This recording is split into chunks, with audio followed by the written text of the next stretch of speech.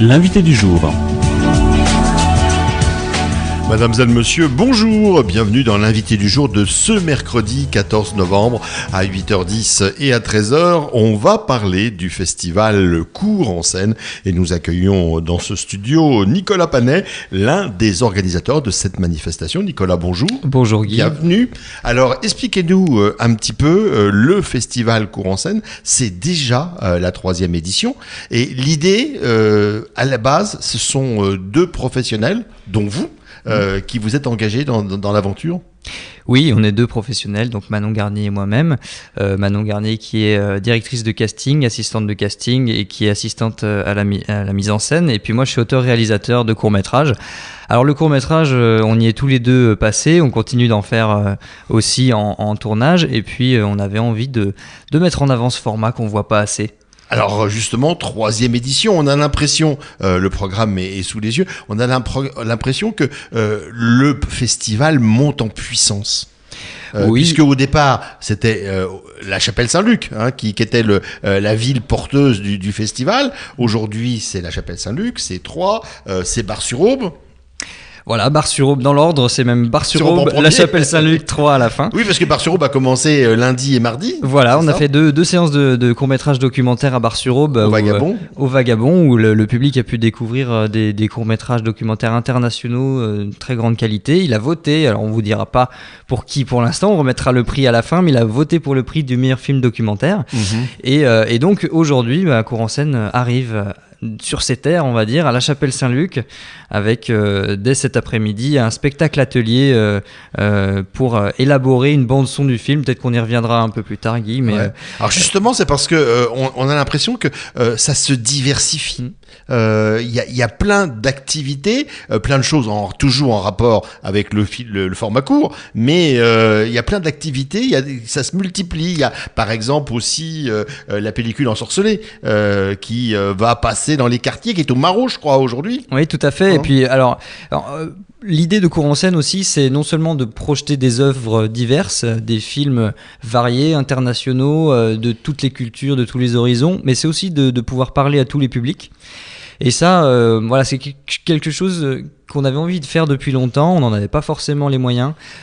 Cette année, voilà, c'est un petit peu différent. La donne a un peu changé. On avait envie d'aller voir d'autres publics. Donc, on est allé à Bar-sur-Aube. On avait envie de toucher davantage les scolaires. On fait intervenir la caravane ensorcelée auprès des écoles. On avait envie de toucher aussi le public des quartiers pour amener le cinéma jusqu'à lui. Voilà. Et le faire participer aussi. Ouais. Et donc, effectivement, la caravane ensorcelée intervient aussi dans les quartiers de la ville de Troyes. Non, c'est un projet global, complet, et puis ça participe aussi de notre envie de montrer le court-métrage vraiment à tous. Alors c'est quoi ? C'est réhabiliter ce format ? Parce qu'on l'avait un peu oublié, le court-métrage. Le court-métrage, c'est ce qu'on projetait avant le grand film, il y a bien longtemps dans les cinémas. Le court-métrage est quasiment disparu dans les cinémas. Le court-métrage dans les cinémas, c'est pas disparu, mais c'est compliqué. Ouais. Et finalement, le court-métrage existe aussi beaucoup grâce au festival. Et il a toute sa place par les festivals, et ensuite c'est par le biais des festivals qu'ils vont avoir une vie en télévision. Par exemple, les achats de films en télévision se déroulent en général en festival. Donc le festival est capital pour le court-métrage. Et le festival Cours en scène, au départ c'était un week-end. Maintenant, c'est quasiment toute une semaine. Voilà, le festival donc prend un peu d'ampleur, tant territorialement que dans le temps aussi. Voilà, on essaye de proposer des choses les plus diversifiées possibles sur le plus long temps possible. Alors, cette année, c'est une semaine. Il y a une compétition. Est-ce que ça veut dire que le fait que le festival s'est allongé, il y a plus de films qu'on va pouvoir visionner, il y a plus de compétition, il y a des nouvelles catégories qui sont apparues, il y a... Tout à fait, alors voilà, il y a la compétition documentaire, je vous en parlais tout à l'heure, donc qui a eu lieu à Bar-sur-Aube, mais il y a aussi une compétition animation qui commence aujourd'hui, à 20h à la Chapelle Saint-Luc, au Centre culturel Didier Bien-Aimé, et puis une deuxième séance d'animation demain soir, voilà, rebelote à 20h à la Chapelle Saint-Luc. C'est pas les mêmes films, c'est pas les mêmes films. Voilà, c'est d'autres films. Voilà, ce sont d'autres films avec un programme international à chaque fois. Et puis ensuite, voilà, tout le week-end, à partir de vendredi, il y a la soirée Cour en scène qui va présenter notre président du jury, qui est le cinéaste luxembourgeois Govinda van Melle. Et on va présenter son long métrage Gutland qui n'est pas encore sorti en France et on va pouvoir le découvrir en avant-première pendant cette soirée au Théâtre de la Madeleine. Voilà, ça va être une belle soirée de cinéma et puis ensuite tout le week-end on va pouvoir avoir des séances jeunes publics qui marchent très bien et on est très content de ça. Voilà, à partir de 3 ans, les enfants peuvent venir découvrir le court-métrage aussi. Donc je parlais tout à l'heure de toucher des publics divers, ça fait partie de cette démarche aussi d'arriver à montrer du court-métrage à des tout petits pour qu'ils se familiarisent avec ce format, qui voient des œuvres à la fois intelligentes et qui en même temps voilà, avec différents niveaux de lecture selon les niveaux et on a des adultes qui viennent aussi à ces séances, enfin voilà, où tout le monde retrouve son âme d'enfant aussi. Ouais, entre Troyes, Bar-sur-Aube et la Chapelle Saint-Luc, ce sont près de 71 films qui vont être projetés. Vous les avez tous vus? Ah bah oui. on en a vu plus que ça parce qu'on a vu donc 1325 films qui ont été reçus par le comité de sélection. Vous avez fait une sélection. Tout à fait. Ouais. Tout à fait. Donc plus de 1300 films qui ont été reçus par le comité de sélection. On les a tous vus évidemment. Et on en a vu même plus que ça parce qu'on est allé dans les autres festivals pour aller chercher des films. Donc Donc ça veut dire qu'une telle manifestation nécessite en amont un énorme travail de préparation. C'est un travail toute l'année en fait. Oui, tout à fait. On est 1,5 à travailler sur le festival à temps plein. Enfin, voilà. C'est pour ça que je dis 1,5. Il y a un temps plein et un mi-temps sur toute l'année. Mais non, c'est un travail considérable. Oui, c'est sûr. D'arriver déjà de préparer l'événement, le créer, faire en sorte qu'il puisse se faire toute la programmation. Alors, les critères pour que le film soit retenu et présenté à Bar-sur-Aube, à La Chapelle ou à Troyes. Alors, les critères, il n'y a pas vraiment de critères. C'est un peu... Alors, des coups de cœur. Des critères techniques, voilà, moins de 30 minutes. Ouais. Tous les films qu'on présente à Cour en scène font moins de 30 minutes, alors que le court-métrage, légalement, peut aller jusqu'à 59. Voilà, on a juste fait une exception avec un documentaire que les gens ont pu découvrir qui était assez marquant. Et donc tous les autres films font moins de 30 minutes. En deçà de 30 minutes, voilà, tous les films peuvent être présentés. Avec une obligation pour les films étrangers d'être sous-titrés ou d'être doublés ou non gros sujet, Guy, parce que ils sont passés en version originale. Non, ils sont tous sous-titrés en français évidemment. Ouais. Et alors c'est un peu la contrainte, mais nous à Cour en scène on fait le choix aussi de sous-titrer les films qui ne le sont pas. Ça permet aussi au public français de découvrir des films qui sont jamais passés en France. Donc voilà, on fait ce travail-là, ça représente une masse de travail considérable, on en parlait tout à l'heure, mais ça vaut le coup parce qu'on présente au public aussi des films qui sont jamais parus en France, parfois même en Europe, donc voilà, on est content. Bien. Alors les temps forts, donc il y a aussi une volonté de rendre accessible le festival. J'ai vu que les séances qui sont payantes, ça ne dépasse pas 5 €. Alors toutes les séances sont à 5 € sont au tarif unique de 5 €. Voilà, donc effectivement c'est accessible, ça participe aussi de notre volonté de démocratiser le festival, d'essayer de parler à tous les publics. Comme je disais tout à l'heure, on pourrait pas faire le même festival avec des places à 9 ou 10 €, ça n'aurait pas de sens. Et puis on fait aussi des événements gratuits. Voilà, on fait une conférence à la médiathèque sur les métiers du cinéma. Tout à fait, sur les métiers du cinéma. On présente 2 métiers du cinéma avec 2 de nos membres du jury, donc les métiers d'accessoiriste et d'assistante mise en scène. Et on va dans le fond des choses avec eux. On essaye de parler un peu de leur carrière. Ils ont deux belles carrières tous les deux. Voilà, c'est un beau moment aussi d'échange, où on essaye de comprendre un petit peu ces métiers de l'ombre. Et puis d'autres événements aussi. La soirée de clôture est gratuite, en entrée libre, sans réservation au Théâtre de la Madeleine.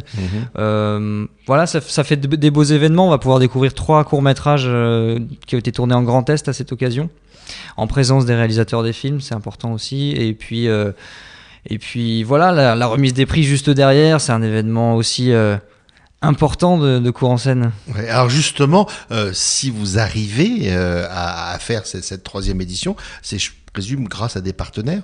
Oui. Et on a compris que effectivement la région Grand Est était avec vous.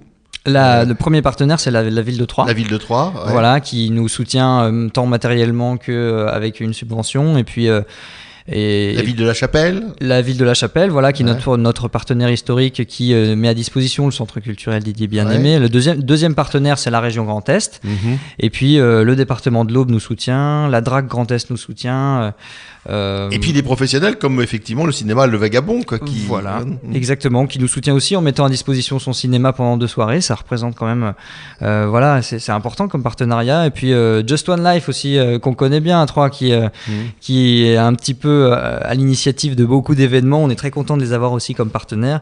Et puis notre partenaire Champagne, Jacques de France, qui est un partenaire historique aussi. Et puis on a Ouais, plein de parce que- petits partenaires secondaires qui nous aident à monter le festival. Donc on les remercie et on va essayer de faire en sorte que ce festival les rende fiers aussi. Quand on organise un festival, il y a toujours le côté intéressant, c'est de rencontrer les professionnels qui ont tourné ce film.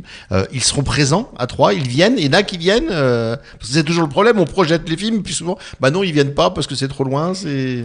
Ah bah c'est un combat, Guy, vous savez. Non, on essaye de faire en sorte qu'ils viennent. Nous, on fait tout pour Ouais. ça. On prend en charge leur voyage où que ce soit dans le monde. On prend en charge leur nuit d'hôtel. Voilà, on essaye de bien les accueillir. On leur présente le territoire aussi. Si jamais ils ont envie de venir tourner dans le coin, on essaye de faire en sorte de valoriser les décors locaux. Et puis voilà, ensuite ils viennent ou ils viennent pas. Évidemment, on force personne, hein, mais la plupart du temps, on a pas mal d'invités pour représenter les films. Et donc, ça permet d'aller plus loin que le film. On va voir le film, on rallume la salle, et puis le réalisateur, le comédien, le producteur montent sur la scène. Voilà, le festival s'appelle Cours en scène, c'est pas pour rien, c'est du cours, c'est aussi de la scène. On présente les professionnels qui sont présents, et puis eux vont aller plus loin. On peut leur poser des questions sur le film, on peut approfondir, voilà, si besoin est. Et puis on a notre présentateur qui fait ça très bien aussi, qui a de belles questions. Les rendez-vous du jour, c'est à partir de 14h cet après-midi, 14h à 18h, maison de quartier des Marauds, c'est ça, avec la caravane ensorcelée, avec un programme de films courts. Là, c'est entièrement gratuit. Voilà, tout à fait, oui, tout à fait. Et c'est ouvert à tous. C'est ouvert à tout le monde. La Chapelle Saint-Luc, cet après-midi à 15h, la compagnie Théoréma qui présente la bande-son d'un film. C'est l'explication un petit peu des trucages au cinéma. Oui, du bruitage. Voilà, c'est ça. C'est ça. Donc le public qui sera présent sera invité à bruiter la bande-son d'un film avec ce bruiteur professionnel, Jean-Carl Feldis. Et donc, voilà, sans vous spoiler, il distribuera des petites choses dans le public. Il invitera le public à finalement créer... Participer. Voilà, créer lui-même la bande-son du film. Et puis, il y aura une petite projection à la fin. Ce soir à 20h, donc, du côté du Centre culturel Didier Bien-Aimé à Chapelle-Saint-Luc, c'est la compétition officielle, court-métrage d'animation. Voilà, court-métrage d'animation, donc des films internationaux, c'est pour adultes, c'est important. Voilà, les séances d'animation pour les enfants sont le week-end, le samedi et dimanche Pour matin. adultes, parce que parfois, il y a de la violence.